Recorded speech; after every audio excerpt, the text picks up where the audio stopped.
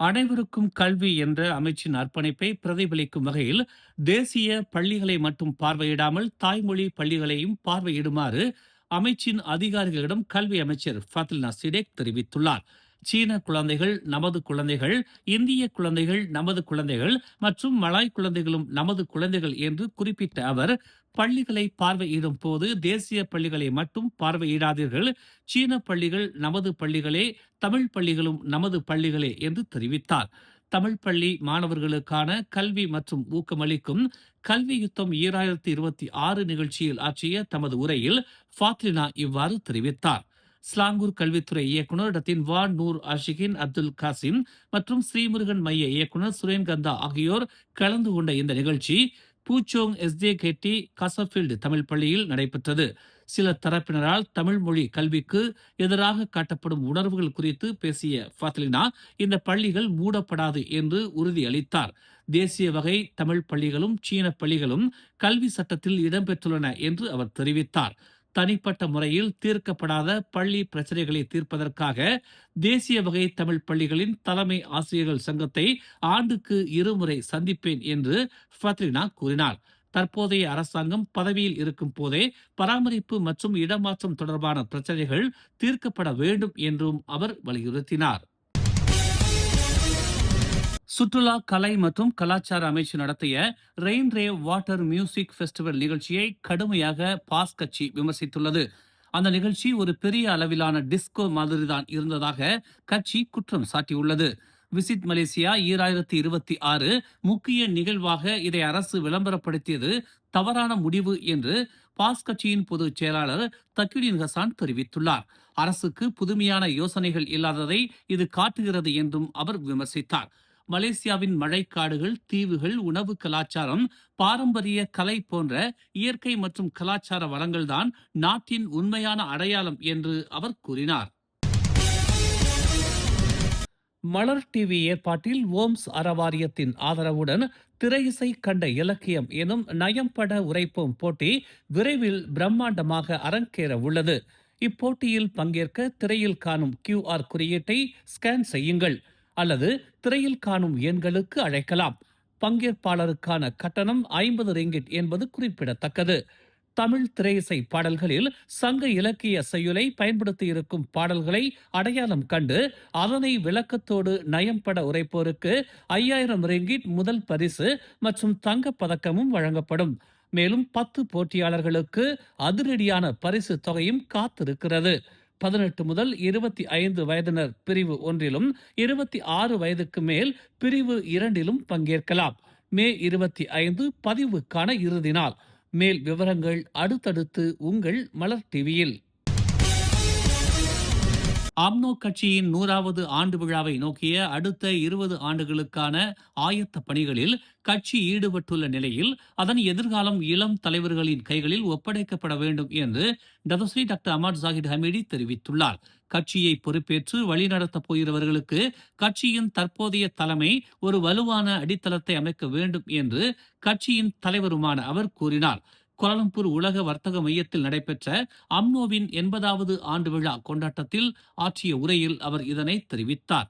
நாம் முன்னோக்கி பார்த்து நமது நடவடிக்கைகளை வலுப்படுத்த வேண்டும். 5 ஆண்டுகளுக்கு மட்டுமல்ல, ஒரு தேர்தலுக்கு மட்டுமல்ல, அடுத்த 20 ஆண்டுகளுக்கு என்று பரிசான் நேஷனல் தலைவருமான அவர் தெரிவித்தார். அம்னோவின் தற்போதைய தலைமுறை தலைவர்கள் இறுதியில் இளம் தலைவர்களுக்கு வழிவிட வேண்டும் என்று அவர் கேட்டுக்கொண்டார். அரசியல் புதுப்பித்தல் என்பது தலைமுறைகளுக்கு இடையிலான பரஸ்பர மரியாதையின் மீது கட்டப்பட வேண்டும் என்று இளம் தலைவர்களுக்கு அவர் நினைவூட்டினார். நானும் ஒரு காலத்தில் இளைஞனாக இருந்தேன். கைரியும் ஒரு காலத்தில் இளைஞனாக இருந்தார். இப்போதும் அவர் இளைஞனாகவே இருக்கிறார். ஒரு இளம் தலைவராக மன உறுதி வலுவாக அவருக்கு உள்ளது. ஆனால் இளைஞர்கள் ஒரு நாள் முதியவர்களாகி விடுவார்கள் என்பதை நினைவில் கொள்ள வேண்டும். முதியவர்கள் இளைஞர்களை நேசிக்க வேண்டும்.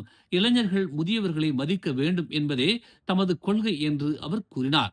ஏப்ரல் 20ஆம் தேதி தனது இணைய வழி பதிவு தளத்தை திறந்த 2 வாரங்களுக்கும் குறைவான காலத்தில் அம்னோ 13,954 புதிய உறுப்பினர்களை பதிவு செய்துள்ள நிலையில் அவர் இதனை தெரிவித்தார். புதிய உறுப்பினர்களில் பெரும்பான்மையானவர்கள் இளைஞர்கள் உறுப்பினர்களே. 8233 பேர் பதிவுகளை செய்துள்ளனர். கட்சியின் பொதுமக்களின் நம்பிக்கையை அம்னோ மீட்டெடுப்பது சவாலான ஒன்றாக இருக்கும் என்று இளைஞர் பிரிவு முன்னாள் தலைவர் கைரி ஜமாலுடன் தெரிவித்துள்ளார். அம்னோ தனது தவறுகளை முதலில் ஒப்புக்கொள்ள வேண்டும் என்பதே மீளுருவாக்கத்தின் முதல் படி என்று அவர் தெரிவித்தார். 2023ஆம் ஆண்டு கட்சியில் இருந்து நீக்கப்பட்ட கைரி அண்மையில் மீண்டும் இணைந்துள்ளார். வெறும் தவறுகளை ஒப்புக்கொள்வது மட்டுமல்லாமல் நடுநிலை வாக்காளர்களின் நம்பிக்கையை மீண்டும் பெற முயற்சி செய்ய வேண்டும் என்று அவர் வலியுறுத்தினார். மேலும் கடந்த கால சாதனைகளை நினைவு கூர்வது மட்டும் போதாது என்றும் மக்களுக்கு புதிய யோசனைகள் மற்றும் திட்டங்களை முன்வைக்க வேண்டும் என்றும் அவர் கேட்டுக்கொண்டார். அடுத்த பொது தேர்தலுக்கு முன் கட்சிக்கு இன்னும் நேரம் உள்ளதால் நம்பிக்கையை மீட்டெடுக்க துரிதமான நடவடிக்கை அவசியம் என்று கைரி ஜமாலுடன் தெரிவித்தார். அம்னோவின் கொள்கைகளுக்கு சவால் விடப்பட்டால் அரசாங்கத்தில் உள்ள அதன் கூட்டாளிகளிடமிருந்து வரும் அழுத்தங்கள் உட்பட எதற்கும் கட்சி அடிபணியாது என்று அம்னோ இளைஞர் பிரிவு தலைவர் டாக்டர் அக்மால் சலே வலியுறுத்தியுள்ளார். நெகிரி செம்பிலானில் ஏற்பட்ட நெருக்கடியை தொடர்ந்து ரந்தாவ் சட்டமன்ற உறுப்பினராகவும் இருக்கும் வெளியுறவுத்துறை அமைச்சர் முகமது ஹசானை குறிவைத்து டிஏபி இளைஞர் பிரிவு விடுத்த கோரிக்கைகளை மேற்கோள் காட்டி அண்மையில் அம்னோ தலைவர்களை அரசாங்கத்திலிருந்து நீக்க வேண்டும் என்ற கோரிக்கைகள் எழுந்துள்ளதாக அவர் சுட்டிக்காட்டினார். மேலும் ஸ்லாங்கூர் பிகேஆர் தேர்தல் இயக்குநர் என் சத்ய பிரகாசும் அம்னோவின் சுங்கை ஆயர் தவார் சட்டமன்ற உறுப்பினர் ரிசாம் இஸ்மாயிலை மாநில நிர்வாக கவுன்சிலர் பதவியில் இருந்து நீக்க வேண்டும் என்று பரிந்துரைத்திருந்தார். இத்தகைய அறிக்கைகள் அம்னோ கட்சி மீது அழுத்தம் கொடுக்க முடியும் என்ற தோற்றத்தை அளிப்பதாக அவர் கூறினார். அவர்கள் உண்மையிலேயே தைரியமானவர்கள் என்றால் 1 அல்லது 2 பேரை மட்டும் தேர்ந்தெடுக்காமல் அனைத்து அம்னோ அமைச்சர்கள், பிரதிநிதிகள் மற்றும் செயற்குழு உறுப்பினர்களையும் பதவி நீக்கம் செய்யுங்கள் என்று அக்மால் தெரிவித்தார். அம்னோ பதவிகளை இழக்க நேரிடலாம் மற்றும் நண்பர்கள், எதிரிகள் இருவரிடமிருந்தும் அழுத்தங்களை எதிர்கொள்ள நேரிடலாம்.